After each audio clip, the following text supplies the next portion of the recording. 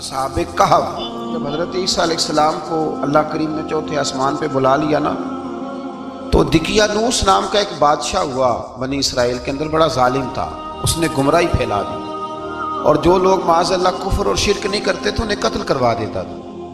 تو 7-8 نوجوان اپنا ایمان بچا کے بھاگے۔ او ہو اللہ، ساری دنیا مال بچا کے بھاگتی، وہ 7-8 نوجوان اپنا ایمان بچا کے بھاگے کہ یہ ہمیں کہیں کفر کی طرف نہ لوٹا دے۔ تو جا کے ایک غار کے اندر چلے گئے، تو ایک کتا بھی ان کے ساتھ ہو گیا۔ انہوں نے کتے کو بڑے روڑے مارے کہ یہ اگر بھونکے گا، آواز نکالے گا تو ہم پکڑے جائیں گے، ہم نے تو چھپنا ہے۔ پر اس کو نہ بلیوں سے پیار ہو گیا، اس نے کہا بھگاؤ جتنا مرضی مجھے، فطرت میری ہے کہ میں بھونکتا ہوں، پر جب اللہ کے ولی ہوں تو پھر میں ادب کرتا ہوں۔ یہ قرآنی واقعہ ہے۔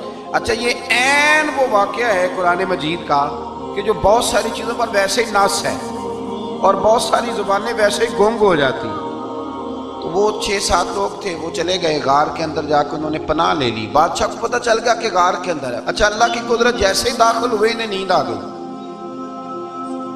یہ سو گئے۔ اور قرآن مجید کہتا ہے، قرآن مجید کے یہ لفظ ہیں کہ کتا غار کے منہ پر بازو پھیلا کے بیٹھ گیا، گویا اپنے مالکوں کی خدمت کر رہا ہے، اپنے نا دونوں بازو پھیلا کے کتا بھی غار پہ بیٹھ گیا۔ ان کو نیند آ گئی۔ بادشاہ نے پتہ کرایا کہاں بھاگ کے گئے، تو کہا وہ غار کے اندر ہے۔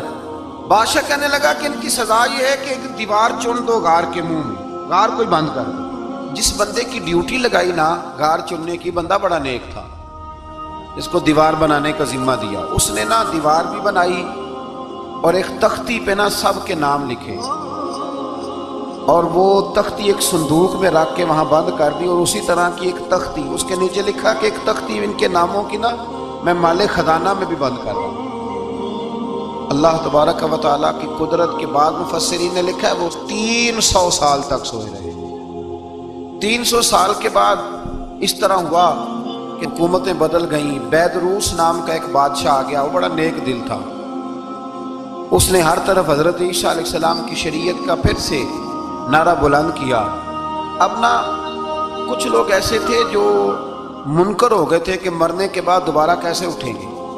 بادشاہ ایک دن حجرے میں گیا، جا کے دعا مانگی، یا اللہ کوئی ایسی بات دکھا جس سے لوگوں کا ایمان پکا ہو جائے۔ اس طرح کے بادشاہ ہوا کرتے تھے۔ تو رب کریم نے کہا میں نے تو پہلے ایک راز چھپا کے رکھا ہوا ہے، کھول دیتے ہیں۔ اس نے دعا مانگی، اور ادھر کیا معاملہ ہوا، ایک چرواہا بکریاں چرانے والا وہاں سے گزرا۔ اس نے سوچا یہ دیوار ہے، اگر اس کا منہ کھول لوں نا کبھی تو میری بکریاں یہاں تھوڑا سا دھوپ کے اندر سستا لیا کریں گی۔ اس چرواہے نے کیا کیا کہ اس نے وہ دیوار گرائی تاکہ میری بکریاں اندر جایا کریں۔ وہ دیوار گرائی تو اس نے اندر 6-7 لوگ سوئے ہوئے دیکھے، اور کتا بھی سویا ہوا دیکھا۔ اللہ تبارک و تعالیٰ اپنی قدرت سے، اپنے فضل سے ان کی کروٹیں بھی بدلتا رہا۔ اپنی قدرت سے ایک طرف انسان پڑا رہے نا تو اعضاء گل جاتے ہیں، ان کی کروٹیں بھی بدلی جاتی، مناسب روشنی بھی دی جاتی، حرارت بھی۔ اس نے دیوار گرائی تو ان کی آنکھ کھل گئی، ایک دوسرے سے کہنے لگے آج تو بڑی گہری نیند سوئے ہیں یار، آج تو لمبی نیند ہی پوری کر لی، چلو بھوک بڑی لگی ہے ایک دوست کو بھیجو۔ یہ سارا واقعہ قرآن مجید میں موجود ہے، میں اپنے لفظوں میں بیان کر رہا ہوں۔ جاؤ ایک دوست کو بھیجو بازار سے نا کھانا لے آئے، پیسے وہی 300 سال پرانی کرنسی۔ وہ جب نان بھائی کی دکان پہ گیا نا سامان لینے، اس کو پیسے دیے تو نان بھائی نے ہاتھ پکڑ لیا، کہنے لگا میاں تو کدھر سے آیا، یہ کون سے پیسے؟ اس نے کہا پیسے کاہے کہ میں بھی سوچ رہا ہوں کہ حالات بدلے ہیں، سارے حضرت عیسیٰ کا کلمہ پڑھ رہے ہیں، ماحول اور ہے۔ اس نے کہا تیرے ہاتھ کوئی خزانہ لگ گیا، یہ تو ہم نام سنتے تھے کہ یہاں کوئی دقیانوس نام کا بادشاہ رہے، کوئی خزانہ، بتا کہاں سے لیے؟ شور ہوا، حاکم شہر تک خبر پہنچی، بادشاہ تک پہنچی۔ اس نے بتایا کہ بھئی ہم تو دقیانوس کے ڈر سے بھاگے ہیں، کل بھاگے ہیں یا آج سویرے، اتنا زیادہ ہمیں پتہ نہیں، کل یا آج سویرے بس نا اتنا سا ہمیں یاد ہے کہ ہم گئے تھے۔ بہرحال لوگ جمع ہو گئے، اکٹھے ہو گئے، غار تک پہنچے۔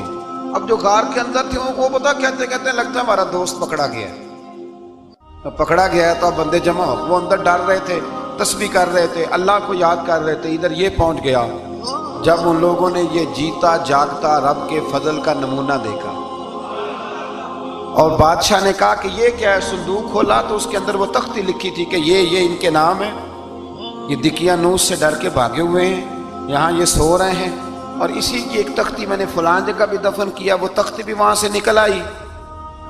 اب سب لوگوں کی آنکھوں میں آنسو آئے اور سب کہنے لگے لا الہ الا اللہ، لا الہ الا اللہ، لا الہ الا اللہ۔ سب کہنے لگے ان اللہ علی کل شیء قدیر۔ جب ان کی بات پوری ہو گئی، لوگوں کے ایمان پختہ ہو گئے، تو اصحاب کہف کہنے لگے کہ ہمیں اب اجازت ہے، ہم پھر دوبارہ غار میں جاتے ہیں۔ وہ غار میں گئے تو رب نے پھر انہیں موت عطا فرمائی، نیند عطا فرمائی، تحفہ دیا۔ بادشاہ نے پھر اس کے آگے دیوار بنائی اور وہاں بادشاہ نے ایک مسجد تعمیر کرا دی، لوگ زیارت کرنے جاتے۔ یہ اصحاب کہف کا ذکر ہے۔ اب یہاں ہمارے مفسرین نے لکھا ہے کہ وہ جو کتا تھا نا، وہ بھی ساتھ ہی تھا۔ اللہ قیامت والے دن اسے انسانی، یا تو انسانی شکل ملے گی، یا جیسے رب کا فضل ہوگا رب کریم اسے بھی جنت عطا فرمائے۔